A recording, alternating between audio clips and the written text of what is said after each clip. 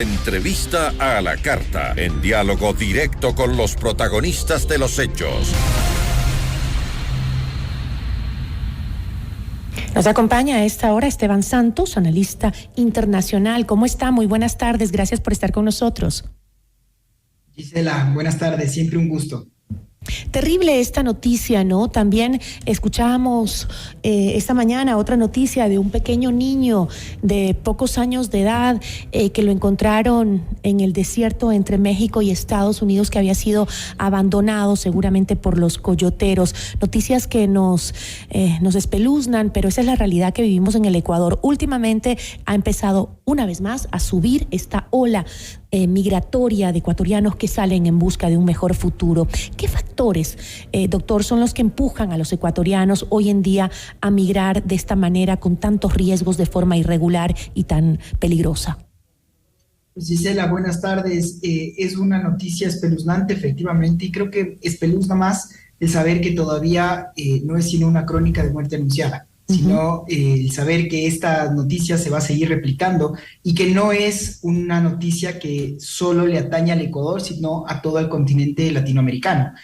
Lo que está pasando en este momento con una migración masiva hacia los Estados Unidos, yo creo que termina siendo lo que la BBC lo denominaba un juego macabro entre fuerzas políticas de los Estados Unidos. ¿Y por qué pasa esto? Porque si bien existen todavía y han sido intrínsecos todos los problemas históricos de la región de desplazamientos por migrantes económicos o por personas que están buscando refugio porque tienen que salir de sectores en donde su vida corre en peligro, siempre han tratado de llegar al vecino del norte, a los Estados Unidos. Y este año, 2022, Gisela, ha roto todos los récords de la administración del presidente Biden. Ya son 1.8 millones de personas que han sido ya detenidas por las tropas y la Guardia Fronteriza.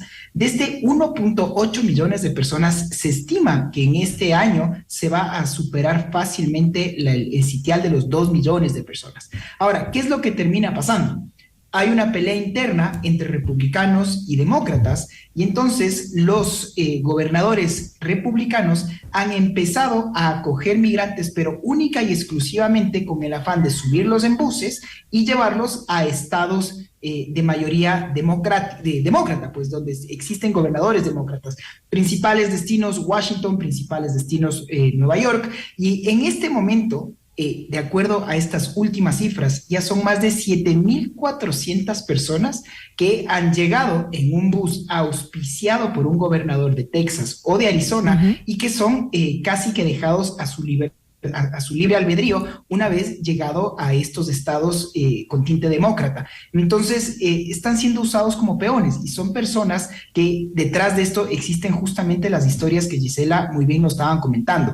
Cuando hay coyoteros, cuando hay personas que no conocen dónde está el paradero de sus familiares y demás, y sobre todo, todos estos problemas que vienen intrínsecos a la pobreza, a la falta de oportunidades y, por supuesto, a toda la trata de personas que está detrás. Y detrás de todo eso, pues también están esos pequeños niños que son enviados, incluso en estos 3 camiones, donde iban más de 200 personas, entre ellas 3 ecuatorianos, también se conoció que viajaban menores de edad, ¿no? Y eso es lo que más preocupa. Incluso hay datos de la ONU que dice que la migración de Ecuador se ha dirigido especialmente a Estados Unidos, donde van el 43.61% seguido por España, a donde va el 35.9%. Y en estos casos, gran cantidad de ellos son niños, ¿no? Las políticas migratorias en estos países favorecen, en estos casos, el reencuentro de las familias separadas por la migración, ¿o no toman en cuenta aquello? Aquí hay que reconocer algunos temas, Gisela. Efectivamente, lo primero y lo lamentable es que son estos casos extremos los que llegan a los noticieros. Y son por estos casos extremos que podemos denunciarlos y ojalá con esto lograr tener una atención no solo de autoridades, sino de una comunidad internacional. También creo que hay que decirlo, Gisela, hay una migración masiva no solo de ecuatorianos, sino de connacionales y latinoamericanos que están huyendo de, lamentablemente, dictaduras o de regímenes que los persiguen, lo que está pasando en Cuba, lo que siempre ha pasado en Cuba, lo que pasa en Venezuela, Nicaragua, o Venezuela, efectivamente es así. Y esos son los principales destinos porque por tierra se puede llegar a los Estados Unidos. Se trata de cruzar la frontera y llegar a Europa, sí, pero también creo que en este momento, Gisela, hay que reconocer una realidad, porque hay migrantes y migrantes. Y esto es lo que se ha empezado a denunciar, porque de acuerdo a un principio del derecho internacional humanitario, todas las personas, por el mero hecho de ser humanos, tenemos estas garantías mínimas consagradas en la Carta de Naciones Unidas. Ahora, Europa, por ejemplo, está lidiando de primera mano con lo que es la guerra, la invasión de Rusia a Ucrania. Entonces, se ha empezado a dar una acogida masiva, lo cual celebro, de ciudadanos ucranianos hacia puertas y de entrada a la Unión Europea. Pero este mismo tratamiento no pasa con migrantes que vengan de orígenes africanos, árabes o sudamericanos. Entonces, organizaciones de derecho internacional humanitario empiezan justamente a denunciar esto, que se empieza a dar simplemente una discriminación en virtud de la nacionalidad, en virtud del origen racial, y no se deja de lado este hecho de que estamos hablando de personas que huyen por las mismas circunstancias. Si bien no hay una guerra activa, están huyendo de un Estado que no les puede dar las garantías básicas, están en momento, en situación de un amparo necesario de acuerdo al derecho internacional, pero los estados del primer mundo empiezan a dar esta división y por lo tanto se empieza a acrecentar pues los problemas migratorios y sobre todo la crisis humanitaria, que esto empieza a tener el momento en el que solo se cierra una puerta y se trata de hacer caso omiso a una realidad tan latente. Y creo que fue justo a partir de la pandemia en donde ese dato de migración de ecuatorianos por buscar un empleo, un trabajo, una mejor situación económica fue aumentando, ¿no? Ha sido como una línea, empezó porque durante un tiempo Ecuador había bajado sus niveles de migración, sobre todo a los Estados Unidos. Tal es el caso que incluso México nos había quitado la visa para ingresar a ese país y hoy, hace poco tiempo, nos la volvió a poner por pedido de los Estados Unidos o presión, digamos, de los Estados Unidos, porque había mucha migración de ecuatorianos que llegaban al país, a México, para cruzar la frontera y llegar hasta los Estados Unidos, aprovechando de que no necesitaban el visado. Eso hoy demuestra que obviamente Estados Unidos está tomando medidas para evitar el ingreso de los ecuatorianos a ese país.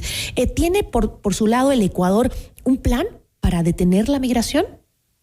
Es muy interesante el caso que estás mencionando, Gisela, y es muy interesante porque cuando empieza el COVID se empieza a dar una vez más una migración masiva, pero insisto, no solo de ecuatorianos, sino de muchos latinoamericanos. Y se da en ese momento, bajo la administración del presidente Trump, lo que se conoció como el Decreto Ejecutivo 42, que básicamente lo que decía es, por temor, y se decía al COVID, yo puedo deportar en caliente a estas personas, a estos migrantes, independientemente de su nacionalidad, a México, y que esperen en México cualquier requisito de asilo. En este momento, la administración del presidente Biden ha dado de baja este decreto ejecutivo, el 42 del presidente Trump, y empezamos a tener esta frontera caliente que siempre ha sido desde ya. Y por eso daba estas cifras de 1.8 millones, son cifras realmente dantescas lo que se está dando. Pero entonces, no solo es un tema de un visado hacia los Estados Unidos con terceros países, como es México, como muy bien lo mencionabas. Recordemos que los ecuatorianos estamos buscando tener exactamente las mismas condiciones que ciudadanos colombianos o peruanos en el marco del acuerdo de libre comercio que se firmó entre el Ecuador y la Unión Europea. Y este acuerdo establece que los connacionales, en este caso ecuatorianos, deberían también acceder a poder ingresar al espacio Schengen por estancias cortas sin necesidad de una visa.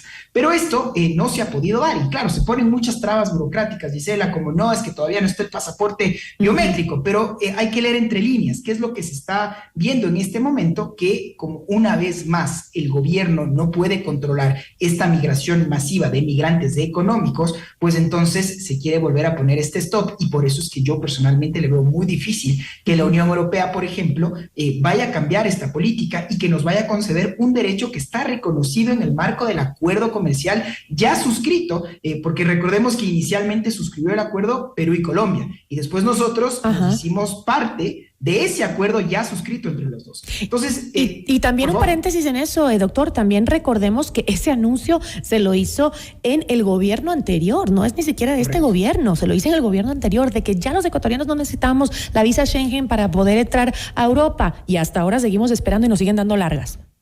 y el actual canciller ha dicho que sería un fracaso de su administración si es que no logra conseguir esta garantía que ya fue aceptada en el marco del convenio, del Tratado de Libre Comercio. Y en este marco de cooperación sería, bueno, pues muy interesante ver si lo vamos a lograr. Personalmente, Gisela, yo todavía lo veo muy alejado, y lo veo muy alejado por estas razones que estamos hablando en este momento. Y claro, mientras se dan estas causales burocráticas, detrás hay historias de cientos de miles de personas con dramas humanos que lo único que terminan siendo es un caldo de cultivo perfecto para que grupos transnacionales que operan al margen de la ley, justamente todas estas organizaciones criminales de trata de personas, todas las organizaciones criminales como grupos paramilitares o organizaciones narcodelictivas, pues por supuesto que lucran de este lamentable sentir de muchos ciudadanos que no tienen pues el respaldo de su Estado, y por lo tanto la espiral de delincuencia y de estabilidad y de todo lo que conlleva este desquebrajamiento del sistema social, del tejido social, pues evidencia aún más. Así es que yo creo que ojalá que estos casos muy lamentables, que son los que traen a la palestra nacional noticiosa, nos sigan sirviendo para poner un stop, para poner en evidencia una realidad, un secreto a voces que se sigue incrementando, pero si es que no se da una salida real a toda esta crisis de personas que no encuentran un mejor futuro, pues Gisela, yo me temo que estaremos conversando de estos casos y peores de aquí en el corto plazo. Bueno, y es que lo dicen las cifras económicas también, porque obviamente esta es la consecuencia de una recesión muy dura económica, que usted lo ha dicho, no solo es ecuatoriana, está a nivel mundial incluso, pero obviamente a los países más pobres nos afecta aún más. Ahora, muchos expertos dicen que incluso se espera una nueva ola migratoria de ecuatorianos. Cuando se hablaba de olas migratorias, la primera y más importante que tuvimos, estamos hablando de la historia reciente, cuando el Ecuador tuvo esta crisis del banco, cuando se cayeron pues las instituciones financieras y que esto terminó pues con la dolarización ecuatoriana. Casi 1 millón de ecuatorianos migraron al continente europeo. Hemos tenido, por eso se dice que como principales capitales está Quito, Guayaquil, y la tercera ya se disputa entre Nueva York o Madrid. Y la cantidad de migrantes ecuatorianos fuera de las fronteras patrias es realmente es un número importante.